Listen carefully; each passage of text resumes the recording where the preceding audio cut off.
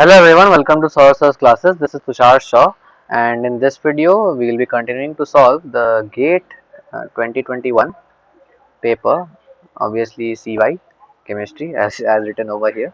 Okay, so CY paper. So we have completed up till question number 10 in the aptitude section in the last video, obviously. So from this video onwards we will be starting from question number 1, that is of the chemistry of the basic chemistry set of questions. Okay, so there are 55 questions in this set, or both, or each of them comprising of many various types of questions. So I'll be mentioning each one of them as which of the following are required for what kind of questions. Okay, so for the first 14 set of questions. Okay, so the first 14 questions are MCQ type with 1 mark on on attempting the question right, and the deduction would be -1/3 if the question is wrong. Okay, so this was all about the pattern. So let us dig into the questions. So the first question of the chemistry set is, the ratio of alkaline hydrolysis of the compounds are shown below. Okay, so let us, we have to calculate the rate of alkaline hydrolysis. Not calculate, we have to show the order. Okay, so the three compounds that are given are, let me just draw the compounds. So TBU, we have then CO, NH2. Okay, this one is compound 1. Then we have TBU, then we have here CO2 ET. Okay, and then we have TBU, and uh, here we have CO2 ET. Okay, so this one is structure 2 and this one is structure 3. Now for solving this, we need to convert this planar cyclohexane structures into the chair conformation, because only then we will be I'll be able to explain why the rates are changing. Okay, so obviously this TBU, which is above the plane, would be there in the axial position, because the tertiary butyl group in the equatorial position would not be very stable, and this effect is obviously known as an ancomeric system, an ancomerism. Okay, locking the enantiomerism, that is locking the conformation because of the presence of bulky groups like tertiary butoxide. Okay, so let me just draw the cyclohexane structure. So we have here TBU. Okay, I'm drawing it like this, and so here we have CONH2. Okay, the next structure would be, this one would be written as, here we have TBU and here CO2 ET. Okay, and in this case we will be having, so here we have CO2 ET and here we have TBU. Okay, so what we will be doing is, we are doing alkaline hydrolysis. So let us consider where we give in the system, we provided OH minus in the system, alkaline species. Okay, so OH minus is provided.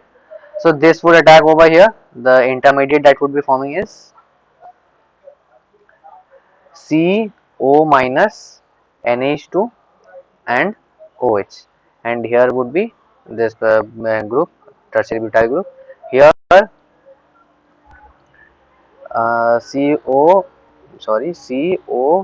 minus OH, OET and OH would be here, and this group will be there as it is, and the last one would be having uh, here would be CO minus OET and OH. Okay, so and here will be the tertiary butyl group.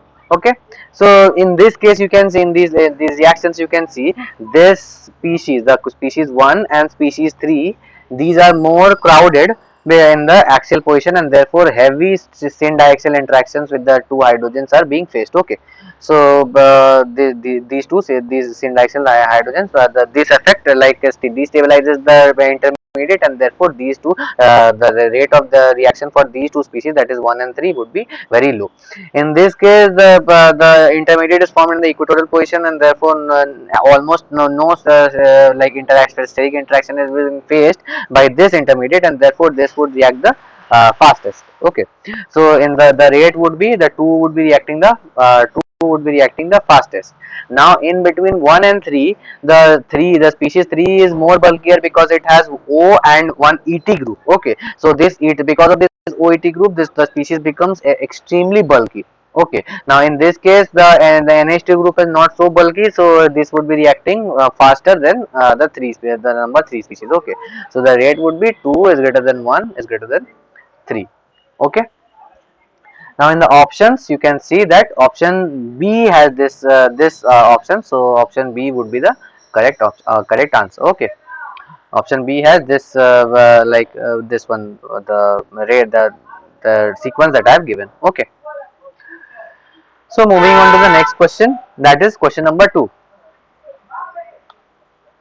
Yeah, so question number 2. So this question says that the major product of the following reaction is. So let me just write down the reaction for you. SiMe2PH, we have Me over here, we have methyl over here, and we have a double bond, and we give in the reaction we give CH2I2, and we give ZnCu with Et2O as the solvent.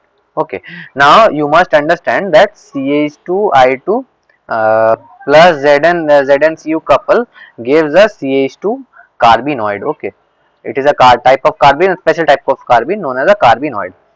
Okay, what happens is this add like in the cis conformation to the double bond. Okay, so the product that we'll be having is obviously like both the compound will be having adding below the plane, because you must consider this that as this double bond is on the plane, the species this CH2 carbenoid may attack in the double bond from the above side also, from the below side also, but you see that in the above side there is a huge steric interaction present because of the SiMe2PH. You just try to figure out what kind of bulky species this is. Obviously Si is in present in the third element, third group, third period. Okay, it is already much bulkier than oxygen or carbon. Then two methyl groups are there and one phenyl group, one cage like structure phenyl group is also present in that particular functional group itself. Okay, so this would require, like this would cover up the whole above part of the above double bond, therefore making it almost impossible for the carbenoid to attack from above. So what would we have, what would be having is the carbenoid would be attacking from below, and that configure that carbenoid, the product will be obtained where the carbenoid is added from below. Okay, so this everything would be same. So here would be Me, here would be Me, here would be this SiMe2PH, and here we'll be having the NaCH2 group. Okay, so we cannot, like if we don't write the CH2 group, then also it will be meaningful. Okay, because we are not writing anything means that is here is a carbon here. Okay, okay, so this would be the thing. Now in the options you can see that both option A and B have the like the option or compound which has this carbonyl attached to the from the below side. Okay, now the only difference is this methyl is changed in the option B. This methyl is changed from the cis position to the trans position. Okay, but that would not be occurring at also, because as I have already told you that this addition is a cis addition. Okay, so option A matches this product that I have drawn. So option A here would be the correct option. Okay, moving on to the next question. So the next question is also kind of an easy question, and obviously all the questions that are in this section are easy because all of them are 1 mark questions. Okay, so another reaction is given. The first quite a lot of questions are just organic reactions, so it is kind of easy for me to solve because I am obviously an organic chemist. Okay, so SiMe3 plus Cn. Okay, so what would be having is the Diels-Alder reaction would be taking place. The mechanism would be this lone pair would be attacking over here, this double bond would be going over here. Okay, here would be the attack and this bond would be attacking here. Now because this delta n is the Cn is partially negative charge, electronegative, so here a positive charge would be induced, and because this OMe is electron donating, here the like O is the electron with like delta minus group, so here would one delta plus would be formed, and the attack would be occurring in accordance to that. Here the electron pair is attacking on the delta plus, and here also the electron pair is attacking on the delta plus. Okay. So let us write the product that we have given. Obviously, in the second case, we have added the aqueous acid. Okay, aqueous acid, that is H3O plus we have given. So the product that we will be forming is, let us remove this step first. Let us first form the product, and then we will be seeing what kind of product is obtained. Okay. So yeah, so the product that is obtained is, here one bond will be there, here OMe will be there as it is, here the cyanide will be there, and here the OSiMe3 will be there. Okay. Now we give H3O plus in the system. What would be happening is, this O will be protonated. Okay. So here the OHMe would be there, and here Cn would be there, and this OSiMe3 would be here. Okay. Now what would happen is, in the system we have given, obviously let us consider we have given HCl. So the H3O plus from this H plus bonding from the water giving H3O plus in this system leaves the Cl minus intact in the system. So this Cl minus would be attacking this methyl like this silicon group, leaving as TMSCl. Okay. Tetramethyl sorry, trimethyl silyl chloride. Okay. So this one, so this bond would be going over here, this bond would be going over here, and this bond will be removed. So the product will be formed as with the pointer. So here will be one double bond O, here will be one Cl, and here will be one double bond. Okay. And the byproducts will be one MEOH would be released, and one Me3 SiCl would be formed. Okay. So this is the case. In the options you can see that this is the main product that we have that we were expected to form, and in the options you can see that option A, okay, option A forms the correct answer. Okay. So option A would be the correct option over here. Okay. I'm sorry, I did a mistake over here. So what would be happening is, this like the attack would be over here. Just a second, with the pointer. So the attack would be kind of like this. Okay. Cn, and here would be the attack. So these, all these Cn would be formed over here. Okay. This Cn will also be over here, and here this Cn will be also over here. Okay. So in the options you can see that option C, the other mechanism is totally perfect, just a portion of Cn would have been changed. Okay. So in the options you can see that option C has this option, so option C is the correct option. Now you might be asking that why this carbon is delta plus, though this one being delta minus and here being delta plus, so this one is delta, should be delta minus, but that is not the case, because this double bond goes into conjugation with the system formed.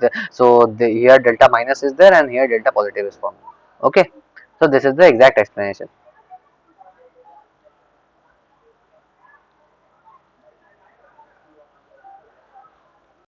Okay.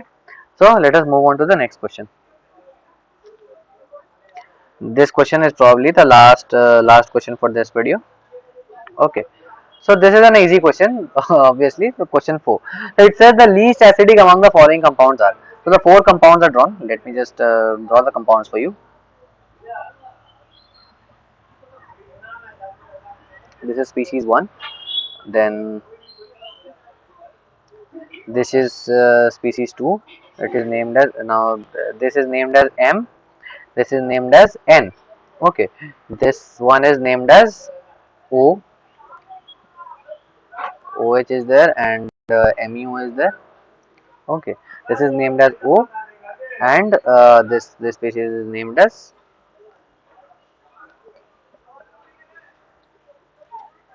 S double bond O, S double bond O, OH. This species is named as P. Okay.